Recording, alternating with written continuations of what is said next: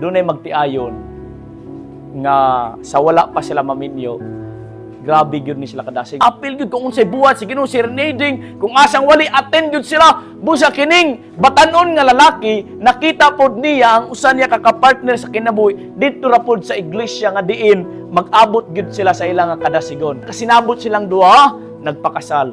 Pagpakasal na nila, grabe gyud nila kalipay. Suporta ang makaigsunan, ang pila ka panahon ang nilabay, naburos ang kining babae. Bisan pa magburos na, grabe gyapon sila kadasig. Apil gyapon sila, samtang kaya pa sa lawa sa babay, apil sila sa bulaton si Ginoo, bisang unsa ang kining pagserbisyo, di gyud na nila sipyaton, apil gyud sila makaigsunan. Niabot ang panahon nga mga nakay na ang kining babae. Ikasiyam nga bulan, agoy, nagkaproblema man. Nigawas ang kining bata, kining aynahan, namatay. Lord!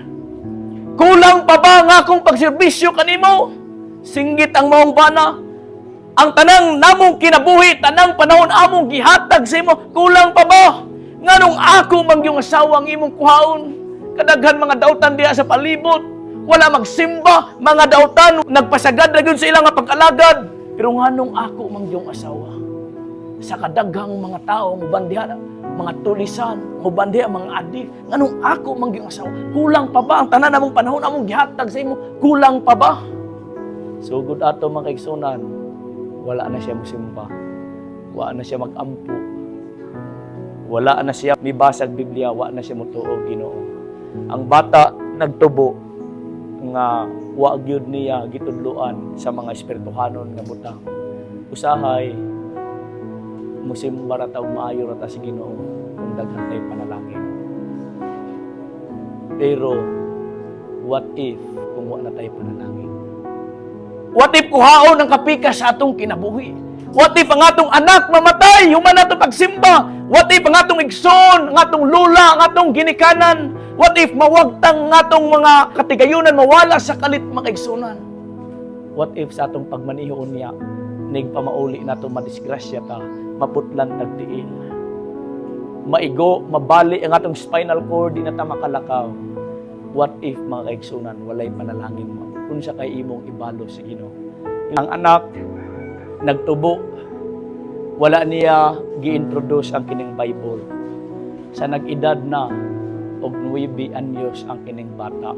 Gidala niya ang bata dito sa kining museum. Abot sa kining National Museum, ang bata nalingaw kayo kay ngano man ganahan man kayong bata sa kining mga kahibalo sa kalibutan, ganahan siya itong mga karaan nga mga bukog, katong mga gamit sa una, mga kutsilyo, mga spears, mga platito, mga antik. Makita dito tanang mga paintings na dito sa National Museum. Ang tod ngang bata nasangit sa usa ka kining paintings nga iyang nakita. Ay usa ka tawo taas og buhok didto sa dagat.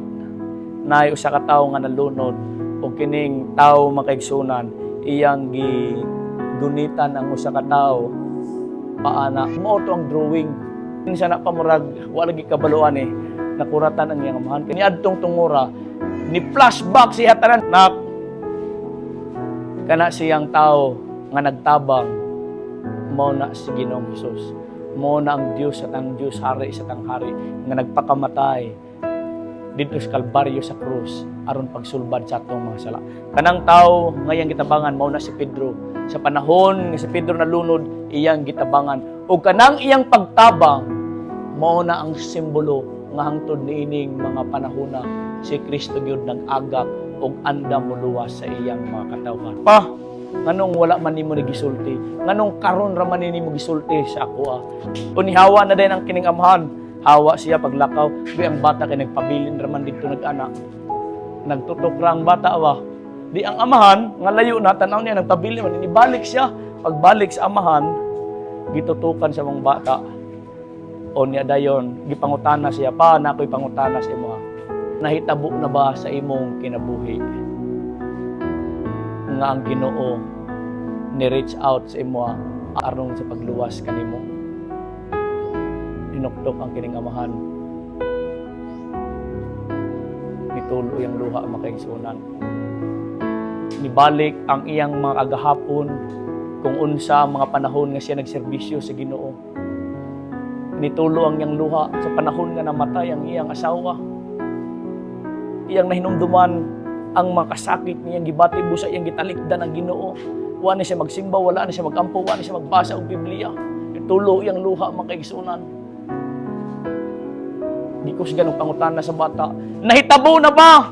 Nga hangtod nini mga takna, ang Ginoo kanunay, nagapahinumdum kanimo. Giduhol ba ni Kristo ang kamot diha sa imong kinabuhi? Unsay tubag sa amahan, ingon ang amahan, oo nak sa daghan nga beses, daghan nga panahon nga ang Ginoo kanunay nanukto kanako ug iyang gi-extend ang iyang kamot sa pagluwas kanako. Ingon ang bata, napakoy last nga pangutana. Sa dihang gi-extend sa Ginoo ang iyang kamot sa pagluwas kanimo, imo bang gidawat ang iyang kamot? Inukto ang kining papa. Imo bang gidawat ang iyang kamot? Imo bang gidawat ang iyang kamot? Mao nang pangutana sa matag usa kanato. Sa daghan nga gayon nga usahay mawala ta. Nga motipas na ta sa dalan sa panahon nga Ginoo mag-extend siyang kamot alang sa pagluwas ato ba siyang dawaton.